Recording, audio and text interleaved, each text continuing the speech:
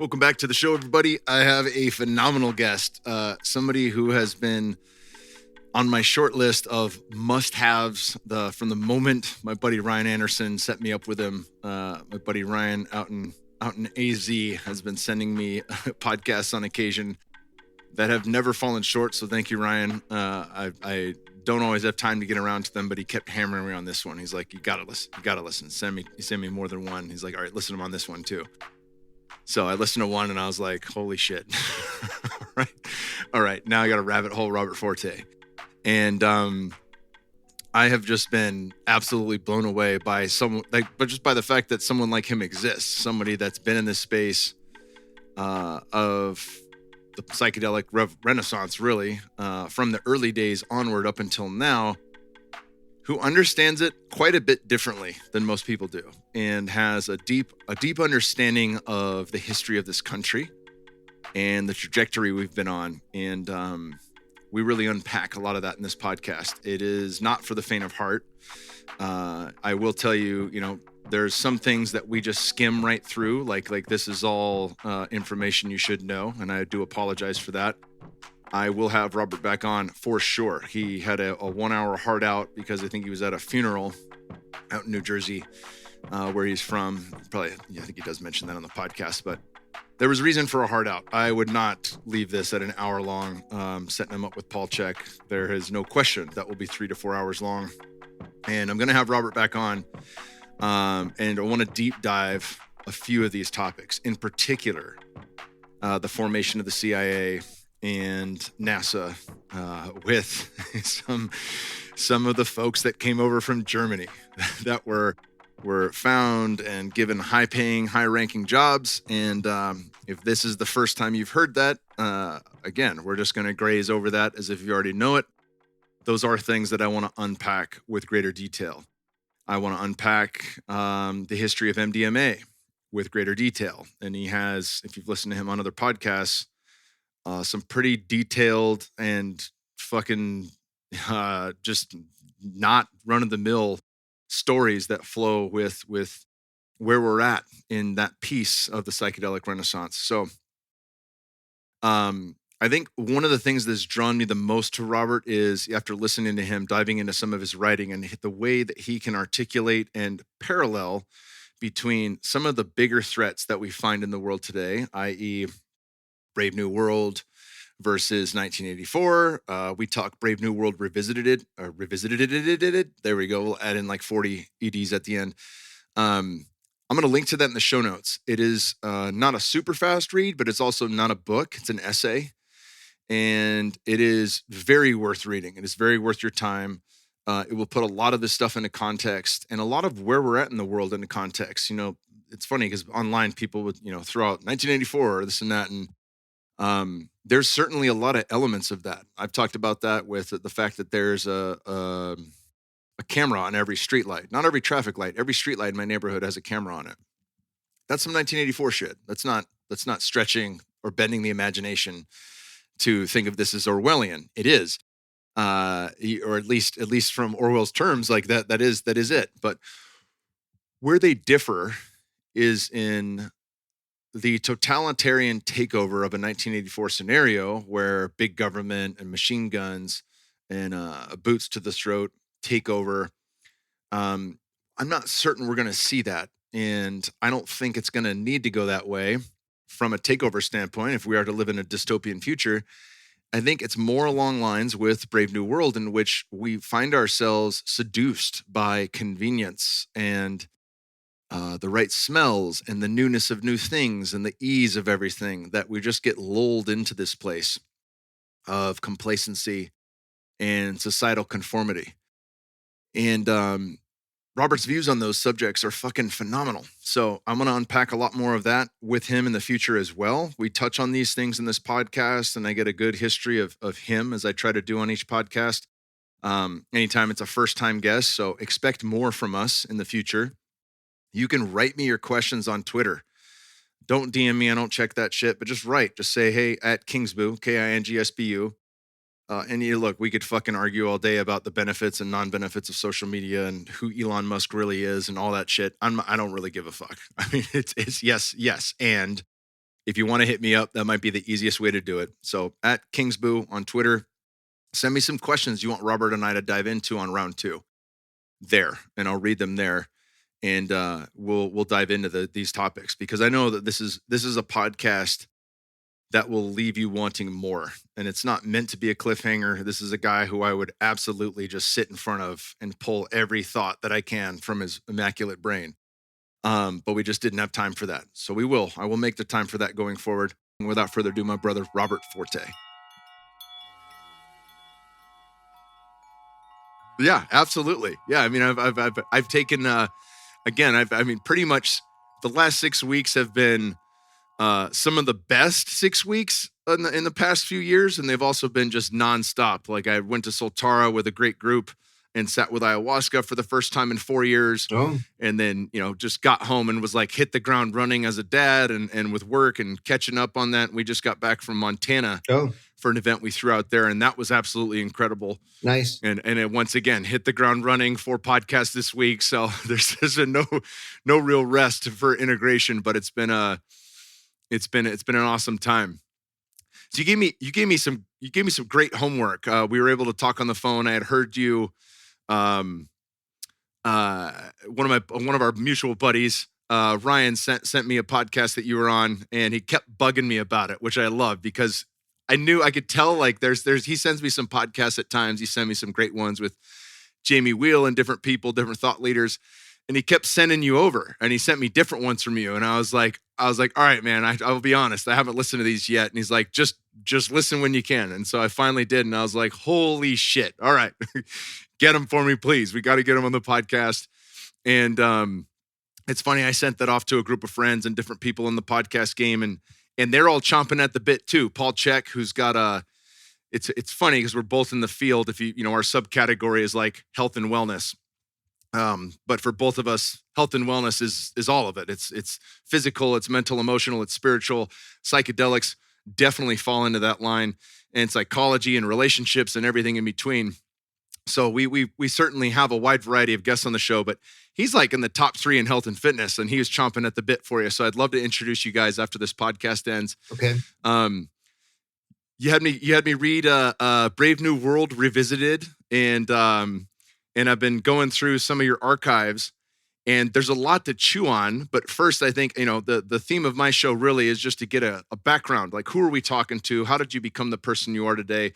And you've got a really cool background. Like, you were a part of the who's who in this space for many years, and you're going to take us on the road less traveled, in the sense that we're going to talk about subjects that most people aren't privy to. When we think about this, it's all airy-fairy, rainbows and butterflies. And I think it's a really important discussion for people to hear. Yeah, fantastic. Well, I'm delighted to connect with you, and I'm enjoying our mutual relationships and friends, and our passion for the general subject of health and well-being. And you rattled off a few things, that health is, psychological and physical, and it's also cultural. And so some of the things that I want to talk about are historical. And then I'm looking at this part of my career. I'm mostly interested in what's happening sociologically, politically, culturally with psychedelics, and just in general. I mean, we are in a unprecedented time of human history. There are some really exceptional things happening, both good and rather horrifying. Okay. And my frame of reference is my lifetime. I'm 66 years old. I was born in 1956. I was a little bit too young to be involved in the first wave of psychedelia that happened. I was just, I'm playing Little League Baseball in the 1960s, when these drugs started flooding into our society. And as I said, it's kind of crazy for me. I'm sitting here in a Hilton Hotel in Woodcliff Lake, New Jersey. When I was a kid, this was apple orchards and farmland and a country 2-lane road. And now it's a 4-lane virtual highway with industrial park. Some of the largest corporations in the world have set up their headquarters here. BMW, Mercedes-Benz, IBM, Ingersoll Rand, like that. So I was witness to this incredible growth of what I call rapacious capitalism, just chewing up nature. And at the same time, these drugs are being flooded into our country. I also have very early memories of the assassination of John Kennedy. I was 5 or 6 years old, and what happened there. And so some of the things I want to talk about today have to do with the reemergence of a potential Kennedy administration. I don't know how closely you're following that, but your friend Aubrey Marcus did a very wonderful podcast with Bobby Kennedy, who I've had the great privilege and honor to get to know a little bit. And so his presidential campaign is not just a normal presidential campaign, it's actually a civil response to a coup d'etat that happened in the United States in 1963 when he was assassinated, and then final nail in the coffin when his brother was assassinated in 1968.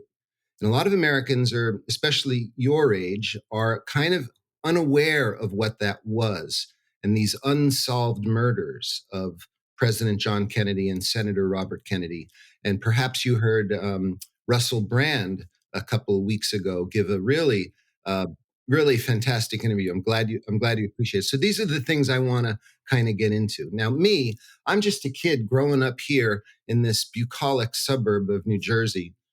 And one day, a stream where I used to play died. It was a place that was my paradise as a kid. It was full of frogs and salamanders and snakes. And one day, because of the construction, they rerouted something or they dumped something in the stream and it was dead. And I was mortified by this. And it kind of made me a radical environmentalist. Like, what is happening to our world? And I had a mystical experience down there. And it was very brief. But my mother, when I told her about it, thought that I was smoking pot. And I wasn't smoking pot. But when she said that to me, I thought, wow, pot will do that? So as soon as I could, I started smoking a little weed. And it was very, very pleasant. And it's been an ally for me my entire life. I stayed away from psychedelic drugs because I saw what was happening to the kids that were taking them. They were spinning out. It wasn't a good, the first wave here was not good. These kids became casualties.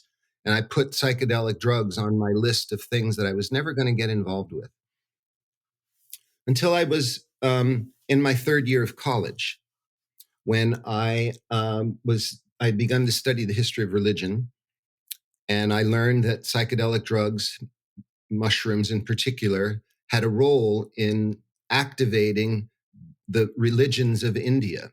Really, yoga and meditation and all these techniques of Indian mysticism originate from the most ancient book, the Rig Veda, which was about a ceremony collecting these probably mushrooms and consuming them and having visions. So that just set me off. I realized, wow, that's the most interesting thing. And I was going to Columbia University in New York City, right over there across the river, and dove in. My first book was by Alan Watts and Timothy Leary, The Joyous Cosmology. And I thought, wow, this is fascinating. And then just a whole series of coincidences and magical meetings. I moved to California to finish my degree. My professor was Timothy Leary's best friend, who turned him on, who was also very saddened by what happened in the 60s, and that we needed to somehow, revitalize and reactivate this body of research, wiser now from the mistakes of the 60s. And he said, Robert, why don't you do this? Why don't you he knew what I was interested in, altered states and creativity and political awareness. And I was a very good student. And he said, do this. And he prodded me to do things. And so I ended up meeting people. Stanislav Grof invited me to come down to Esalen and be his student. I began to develop a personal teacher-student relationship with Albert Hofmann. Things just started to spin very quickly. Alexander Shulgen, I met him. He liked me. He taught me and my friends how to make MDMA that was not illegal yet. And I began a pretty extensive underground program providing MDMA to therapists and select people all around the country that developed into an international thing.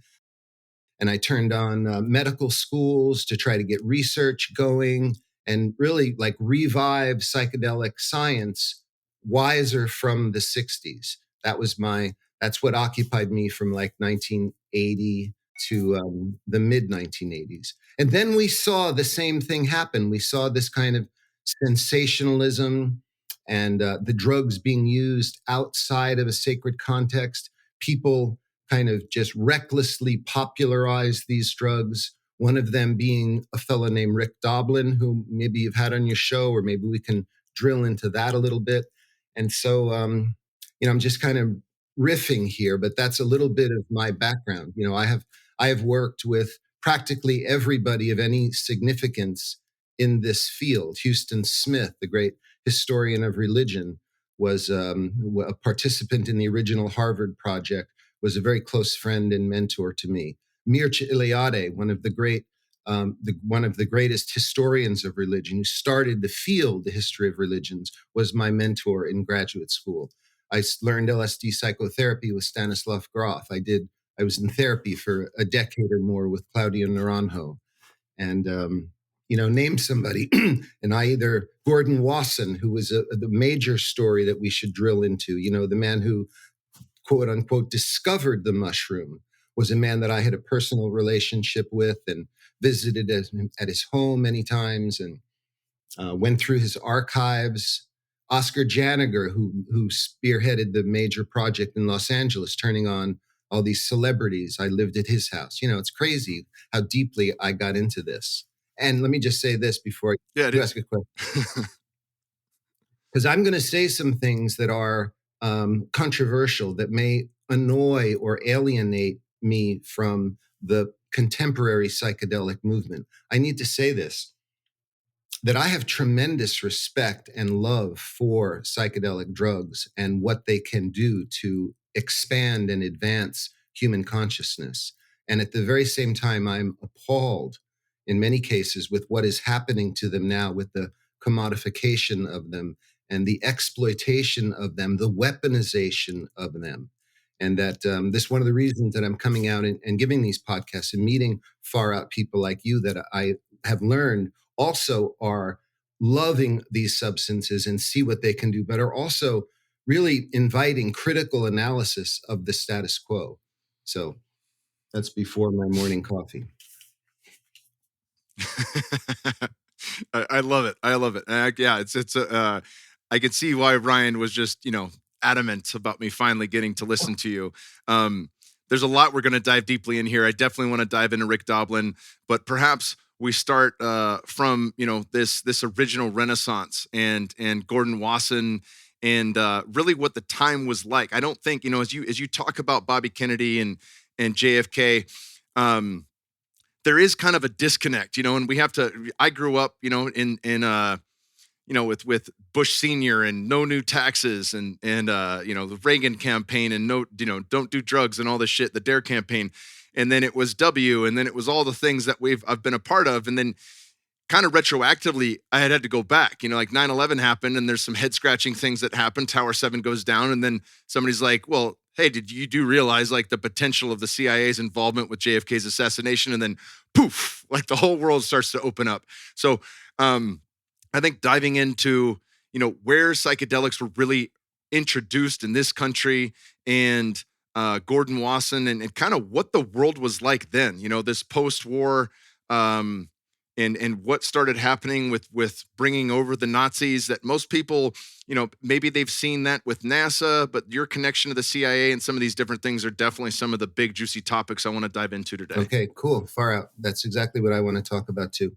So let's go back to, because I was talking on the phone with a journalist yesterday when I was driving down here, and to really understand where I'm coming from requires some prerequisites. It really requires, we have to first of all realize that just about, if you went to conventional schools in the United States, virtually everything in the last 60 years, virtually everything you've learned about modern American history is incorrect, is a psyop itself. Okay, so the post-war period, let's just start there. the United States didn't defeat Hitler and win World War. The Allies didn't actually defeat the Third Reich and win World War II. And Hitler was killed in his bunker, and that whole story. And with that U.S. ally relationship, we were the good guys. That's not really what happened. It's a lot more complicated than that. And in a nutshell, what did happen is that it took a long time for the United States to enter the war. Even after Pearl Harbor was what was the catalyzing event, but right up to that, people were, let's not fight that war. And the reason for that is that there were very powerful American forces that were pro fascism. They were part of the Third Reich. Okay, some of these men were, you mentioned, like the Bush family and Allen Dulles and J.P. Morgan. And people that have studied this field, we know who the key players are, the fascist movement in America. Okay, so the U.S. enters the war. The Third Reich begins to seem like it's defeated. But what's happening at that period near the end of the war is that the intelligentsia of the Nazi Party and the Third Reich is beginning to secretly infiltrate American society. And they begin a new form of warfare in the United States. It's a cycle. It's not a warfare of tanks and, bombers. It's a psychological warfare. And it's a beginning of an effort to erode the spirit of American independence, a certain kind of consciousness and anti-authoritarian point of view that American society was sort of based on. Now, this is where Aldous Huxley comes in. So there's a story. You see this in the psychedelic renaissance, the big players in the psychedelic renaissance. You see this story repeated even on podcasts of some of your friends, like Joe Rogan or Aubrey Marcus has had a few guests. Michael Pollan is perhaps the loudest voice. And here's the story, that psychedelic drugs LSD was accidentally discovered by Albert Hofmann in Switzerland. and it sort of leaked out. And then Gordon Wasson, working finds this mushroom in Mexico and writes this article in Life magazine. And then Ken Kesey it backfires. He's an experimental subject in California and then decides he likes these drugs and is going to start this merry prankster thing. And Timothy Leary over at Harvard gets a little bit too outrageous. And this story is presented as if these are disparate events. Albert Hofmann over here in Switzerland, Gordon Wasson in Mexico and New York. But actually, this is a deployment. This is a concerted operation. All of these players are linked.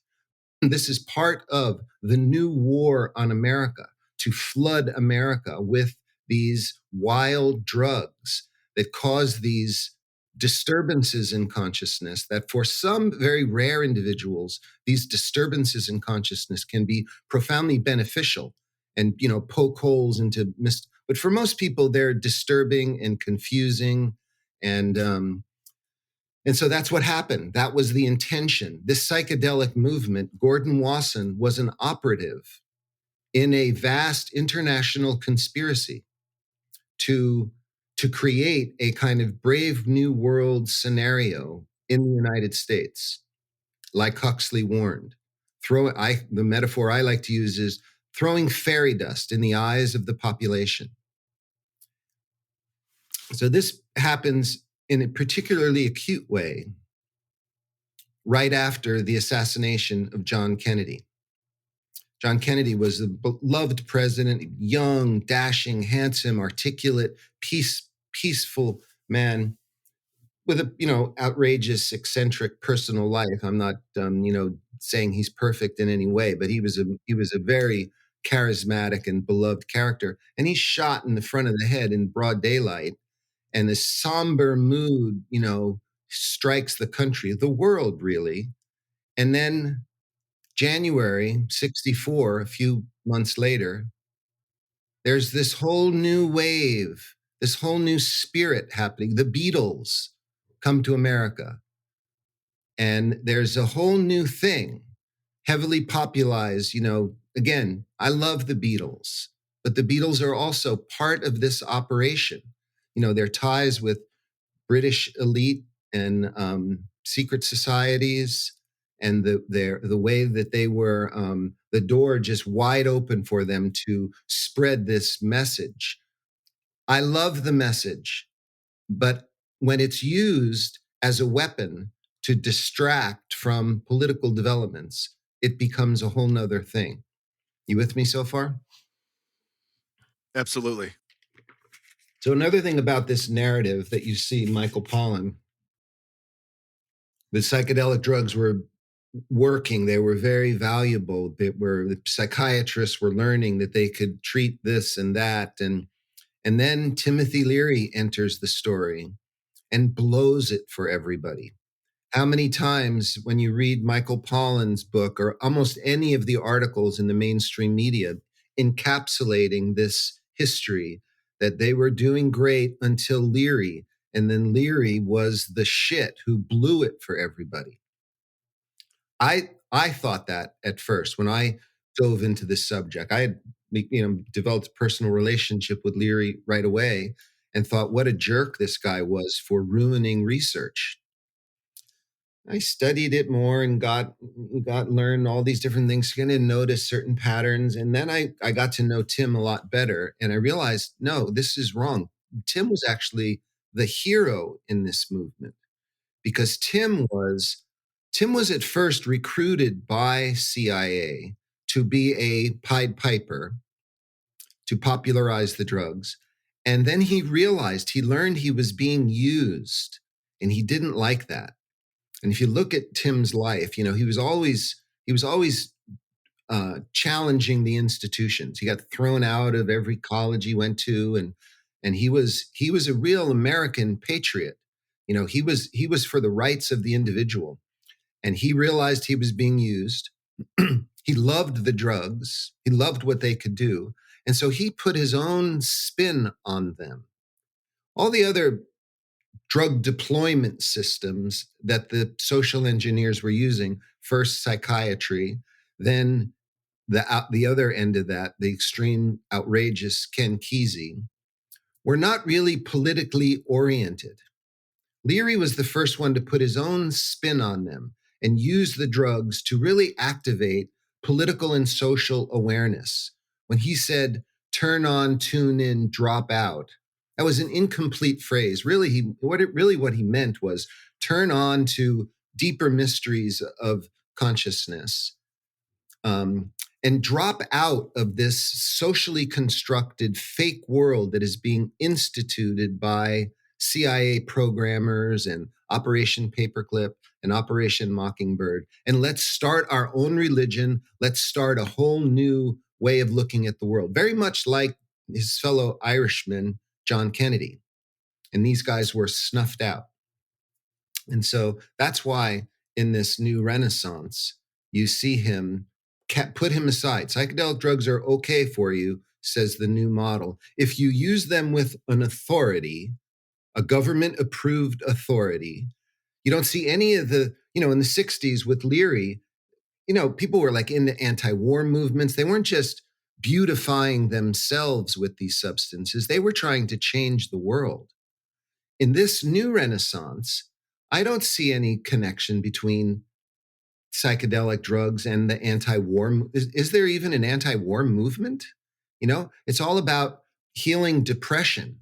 Well, healing depression, go out and start a fucking revolution. Depression is a socioeconomic condition. There's research that shows that people who are depressed are people who are like locked in little boxes. They're not creative. They're not moving through their stuff. They're suppressed. And, this whole wave of interest in the modern Renaissance, like how great psilocybin is to treat depression, is exactly what Huxley was warning about. Keep the people happy. Throw them this fairy dust. Make them think that everything is okay. No, nothing about changing their behaviors, about organizing voter campaigns, about the social injustice, about the concentration of wealth. None of those political developments are given any voice in the modern psychedelic movement. And that's what I think we need to change. Yeah, that's a whopper. And it is ever present. You think about, like, especially, if we have time, we dive into the last few years here, like the amount more billionaires have been made in the last 3 years than any other time in modern history. The concentration of wealth, people were complaining about that in 2007, 2008.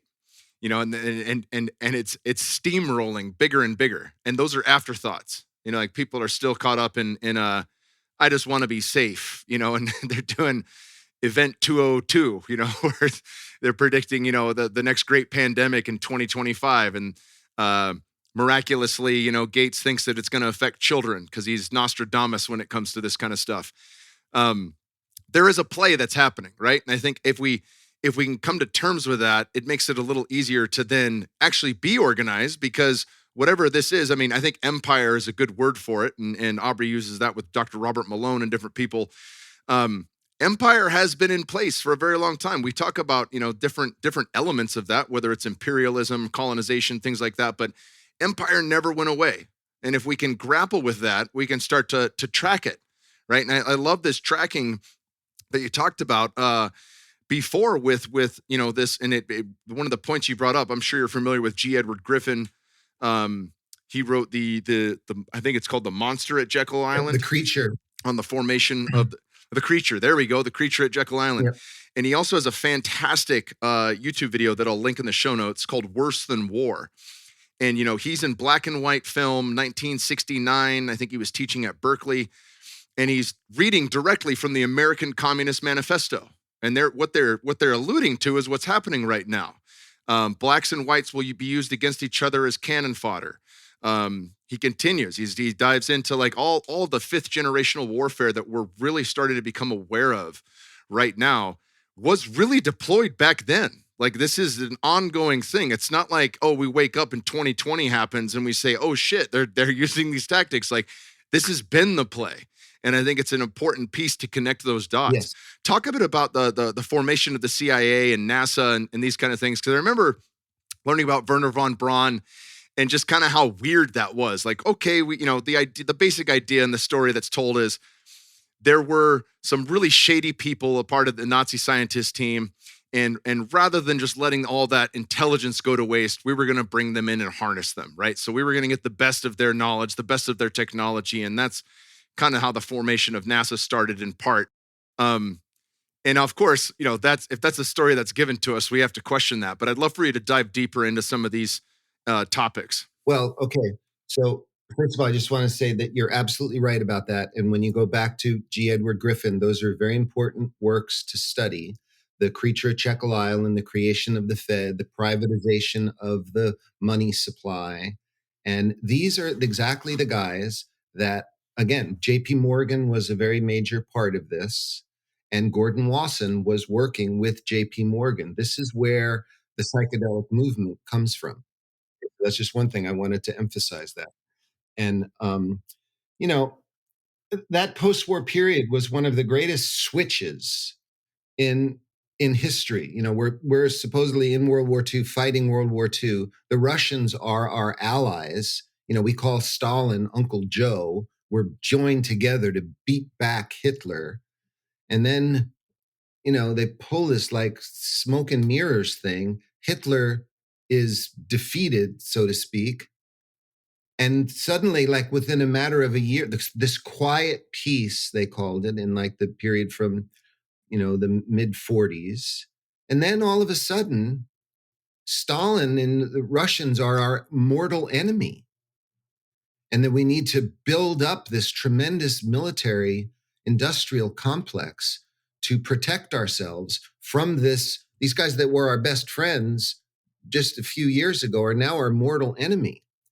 And how is that really happening?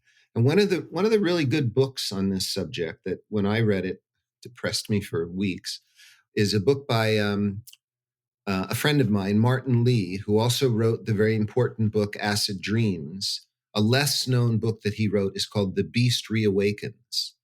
And he talks about what happened to the the intelligence apparatus of the Third Reich at the end of World War II. Well, some of them snuck over here and rejoined their American allies and their allies in the OSS and started the CIA. Others defected to the Soviet Union and began to become involved in their KGB. And then they created this battle, this Cold War scenario where this tremendous buildup of military might that Eisenhower warns about in his very famous and important farewell speech that Bobby mentions a lot. That was one of the most important speeches given by an American president, outgoing, saying, basically saying that I've been asleep on the job. He was a war hero. He kind of coasted into presidency, played a lot of golf, was naive, I believe, about what was really happening. And this, here's a great word that I like to share: schismogenesis. You heard that word? Schizmogenesis. So obviously it means the generation of schisms.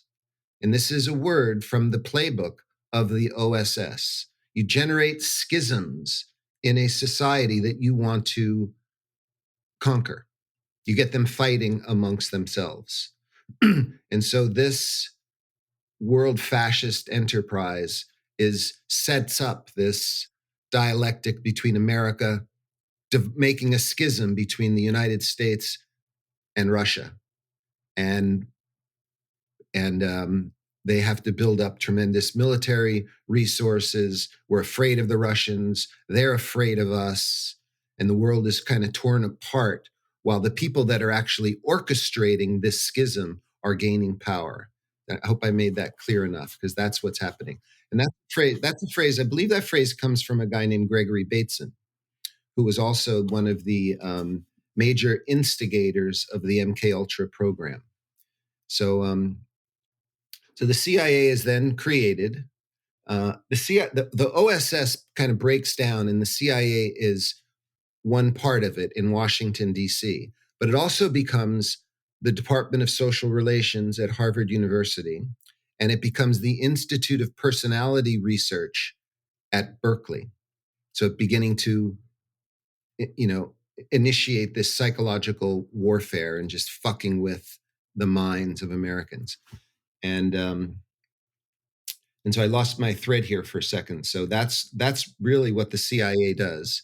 And the Russians were a manufactured enemy, and created the Cold War.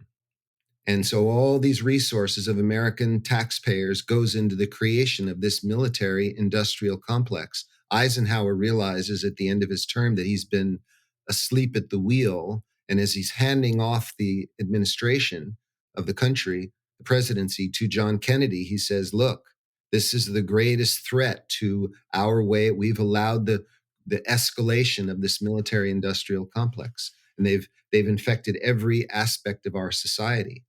Eisenhower didn't say that they're even beginning to start a psychedelic movement here, but he might as well have said that. He said the power of the military. Nowadays, I'm just going to jump ahead for a second. Nowadays, that military industrial complex has grown tremendously to include the unbelievable power of the pharmaceutical industry and the use of drugs. And we're talking about psychedelic drugs here, but all of these drugs, all of these antidepressants and drugs it's the third leading cause of death in the United States, are physician prescribed drugs and accidents. And, our medical profession, which is, trace that even further back to the whole Rockefeller family and their domination and monopolization of medicine in medical schools. This is another thing that's so hard to get into, because a lot of doctors are very helpful people, healing hearts, want to help people, and but they're trapped in a system that gets them, prescribing medications instead of nutrition, all this, and so it's really a clusterfuck. So Kennedy realizes this. And one of my favorite stories to really get into is the psychedelic experience of President John Kennedy. Have you ever looked? We can talk about this a little. No, this is great. Let's go. This is brand new. No, this is a major turning point in world history. So the CIA is trying to get drugs out into society. A very intelligent and enterprising woman, Mary Pinchot Meyer, who's the wife of a high CIA type operative, learns what Leary is doing at Harvard and visits Timothy Leary to learn how to administer psilocybin to highly placed, powerful men in Washington, D.C. One of them happens to be her lover, President John Kennedy.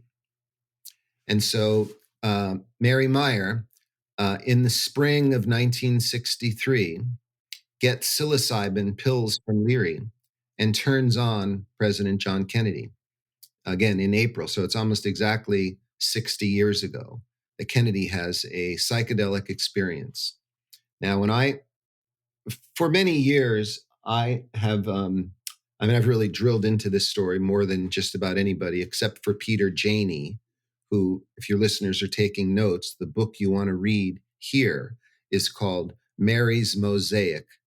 And it's about this episode, Mary Meyer getting the psilocybin from Leary and turning on JFK. Now, when I first learned about this, I was under the impression that it was this psychedelic experience that really catapulted JFK. You know, when he was elected, when JFK was elected, he was kind of bought into the whole thing that, you know, his father was a kind of a Nazi supporter, although that's I guess debatable. But JFK was part of that. And when he got into the presidency, he began to change rather quickly and radically.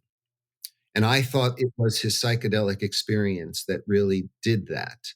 But when I spoke with Bobby about this, he said really he was already well on the way, and maybe it did accelerate his development. But in any case, and this is something else that I really want your listeners to tune into, soon after JFK's psychedelic experience, he delivers a speech on June 10th, 1963, another one of these most important speeches ever given by an American president. It's called the Peace Speech, and you can Google it and you can listen to the whole thing and hear him. And he sounds like he's still tripping. I mean, he's talking about world peace. He's talking about how we're all mortal. We all breathe the same air. He announces that he has begun his own direct negotiations with Khrushchev, that he has realized that he's been betrayed by his CIA. He's been given false information about the Soviet Union. And Khrushchev realizes that he's been given false information by his intelligence apparatus. And you remember what I said a moment ago about The Beast Reawakens, Marty Lee's book. That's what happened. And both Kennedy and Khrushchev realized this, and they were secretly negotiating to end the Cold War, begin joint relations with the Soviet Union, and start a whole new era of peace and sustainability.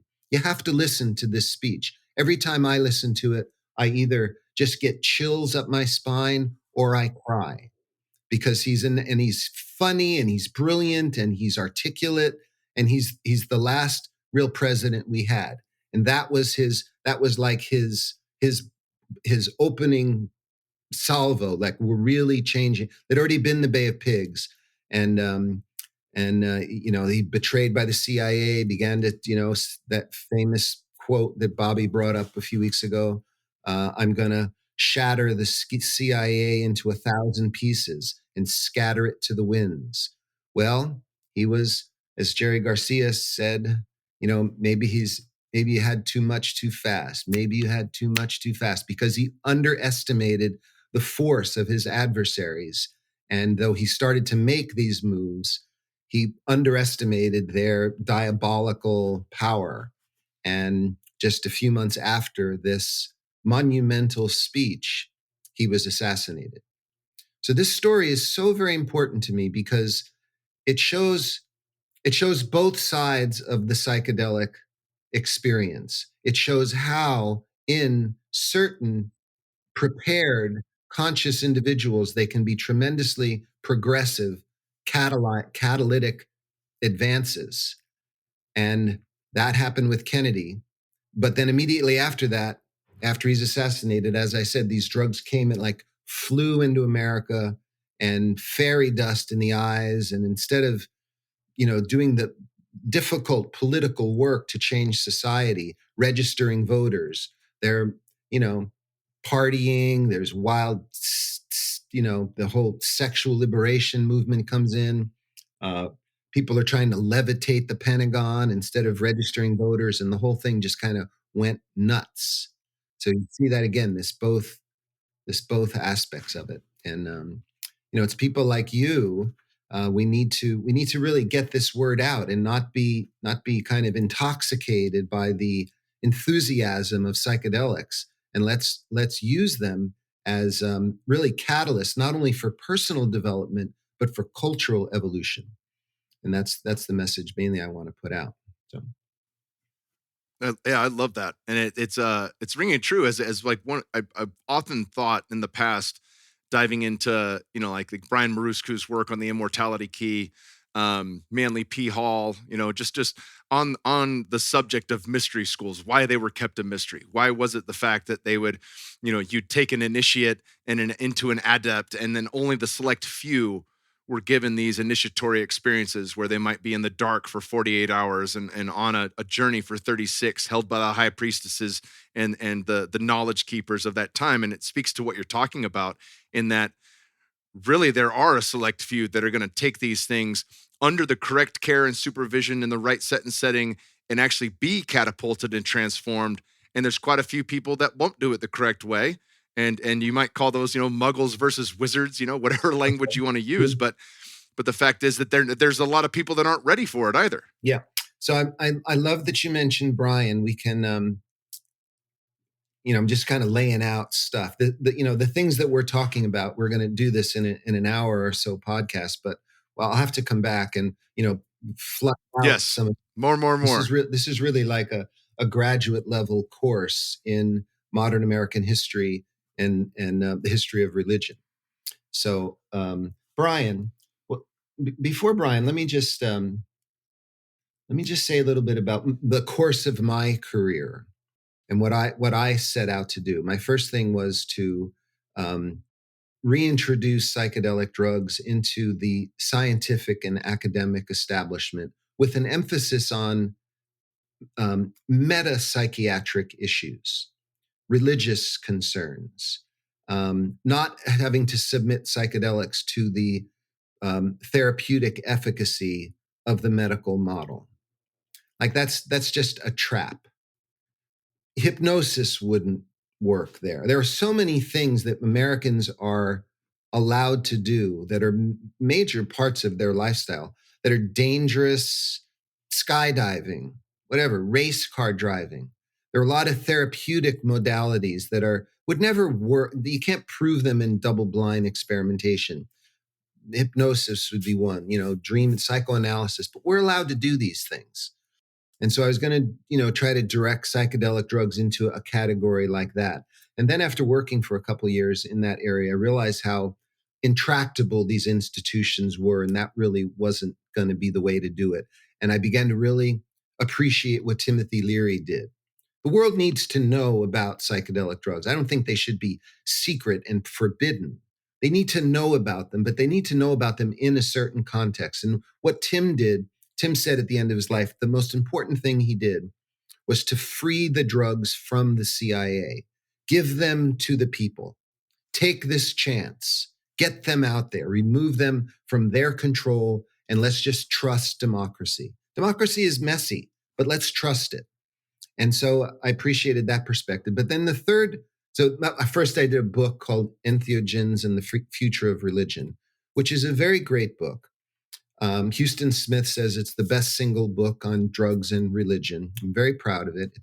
It's a compilation of original material that I selected from conferences and interviews that I did. It also includes an extensive interview with Gordon Wasson. And then I began to appreciate Leary. So I did a book on Timothy Leary that's called Outside Looking In. Appreciations, castigations, and reminiscences, because he's complicated.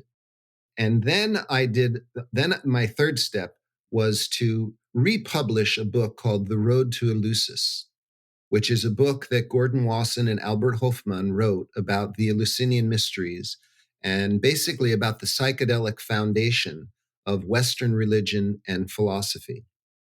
Because up to the point that the Road of Eleusis, it was sort of become well known that traditional, shamanistic societies and ancient societies used psychedelics, but they weren't really part of our tradition. But in fact, they are. And that to the extent that our democracy and our Western civilization is based on the foundation of the ancient Greeks.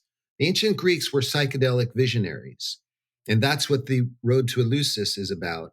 And it was a book that had been written in 1978 and had gone out of print, and it was rare and hard to find. And so I got the copyright and I republished a couple of new editions to put that out there. But here's the thing about the Eleusinian mysteries, as you just mentioned. You weren't allowed to talk about your visions. You were kind of required to go, but you couldn't talk about it. It was sacred. It was outside the normal functioning of society. It was sacred. You went there, you got the message, and you hung up the phone, and you tried to live a sustainable, peaceful life with what you've learned about death and rebirth and the cosmos. You didn't make a business out of it. You didn't there's a teaching story in Buddhism that Buddhism is like a raft that you use to cross a stream. You don't, once you cross the stream, pick up the raft and carry it with you wherever you go. You leave the raft there for the next guy, And so I'm mentioning this because you mentioned Brian, who's a man who I respect a great deal. Brian got the idea for writing his book, The Immortality Key, by reading The Road to Eleusis that I republished. He's sort of indebted to me for this. That's why I published the book, so more people would get wind of this. But now what we see with Brian is this tremendous publicity engine behind the book, this kind of exploitation of the concept of the mysteries. Brian and I've talked about this a little bit. How about this? Why are we violating this ancient code? This is supposed to be secret, yet we want everybody to know. And anyway, it's just a sort of funny little paradox that somehow we have to negotiate here. I just wanted to put that out there. Let me just say this too. As I was listening to your interview with Jamie Wheel, I listened to it a few days ago. These podcast formats are great because they allow people like me to express themselves. But it'd be very cool to have, when Jamie and you were talking, I wanted to interrupt a couple times and say, but how about to have a 3-way or a 4-way dialogue about. I would love that. We'd have to do it in person, but I would absolutely love that. I'm getting butterflies just feeling the energy of that right now. Yeah. That would be amazing. And I'd happily fly you guys. He lives here in Austin. I'd happily fly you out to make that happen. Oh, Jamie's. Oh yeah. Well, I have a place in Vermont, and we'll talk about that later off video, but let's do that. I have a place in Vermont, and we can do I've been watching all these psychedelic conferences, and they're just they might as well be a conference, to be selling some sort of appliance.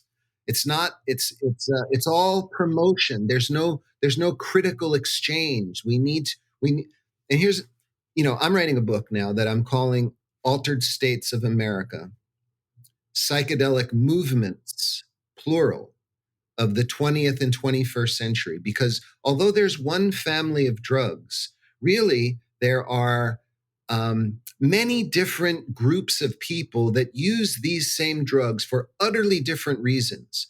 There are people using them for personal or economic or political gain, like guys like Rick Doblin. They're just money people. They're like selling sex. Sex is the same. Like some people, sex is lovemaking, the deepest sort of communion with yourself and the person or the people you love. For some people, sex is, oh, I'm going to kidnap that person and, make money off of him or her.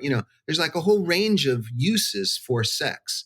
And it's the same thing with psychedelic drugs. So I'd like to help people that are getting interested in this field draw the distinctions between what is the sacred, therapeutic, truly transformative, and culturally valuable use of these drugs, and what is the commodification of them, what is the weaponization of them, who are the people, where did they come from, like where. And I was right in the middle of this, so I know that this renaissance that's happening, if you look into the backgrounds of these people, in the first wave and in this current wave, they go right to military intelligence or the Davos group, and we need to paint this picture with a finer brush so we really can understand what's going on with these precious sacraments. Absolutely. Well, I know you got a jam in 2 minutes. This is, I'm excited. I'm really excited about this because it's like a ultimate cliffhanger to just blow up a 50-minute podcast and get people chomping at the bit for more. I don't think we need to wait a long time, so I don't know what your schedule is like, but within the next month, I'd love to run it back with you and get you back on so we can continue on these topics. Where can people find you in the meantime? I know you have a subscription-based that is completely worth it. I think it's $25 a month or $25 a year. I'm not sure. Take my money. Yeah, I've been reading a couple of the things and I absolutely love the content there. So talk about where people can find you, where people can learn more. My buddy Jose, who does all the show notes, is going to link to everything. So I know we've talked about a lot here, a lot of books, videos, things like that. He'll have those all in the show notes. Thank you, Jose. He'll have all those in the show notes so you guys can deep dive before Robert comes back on the podcast. Okay, so let me say this. So I started that website about a year ago. It's still really a work in progress. My website is alteredstatesofamerica.net. And then you can get into my own personal material and some of the archives by paying this subscription fee. That's one thing. Also, just a couple of months ago, I started a Substack, which is also called alteredstatesofamerica.substack. And I have got a few articles that I'm working on that you can join for free. If any listeners want to hear more of what I'm saying, then they can go there and just subscribe, and I'll know that there's listeners, and I'll feel more inclined to come out with some of this stuff and engage in conversations. And also, I'm a little mixed about saying this, but I'm pretty active on Facebook, which is, I don't really like Mark Zuckerberg or the military intelligence CIA lineage of Facebook and the surveillance of all that. But I'm also in this place where, it works for me. So people can come to my Facebook page, which is public. I'm not say unique, but I'm unusual in this psychedelic movement because I don't do this for money. I don't need the money. This feels like a social and intellectual and spiritual responsibility to share my experiences and help guide, this movement that I help to instigate in a better direction. So, there we go. Absolutely love it. I absolutely love it. Well, thank you so much, Robert, for coming on. We will run it back again, volume 2 coming shortly. And all the best on your trip in New Jersey. And I look forward to sitting in front of you again. A pleasure to meet you, Kyle. Thanks for having me on. And we have a lot more to talk about. And until the next time.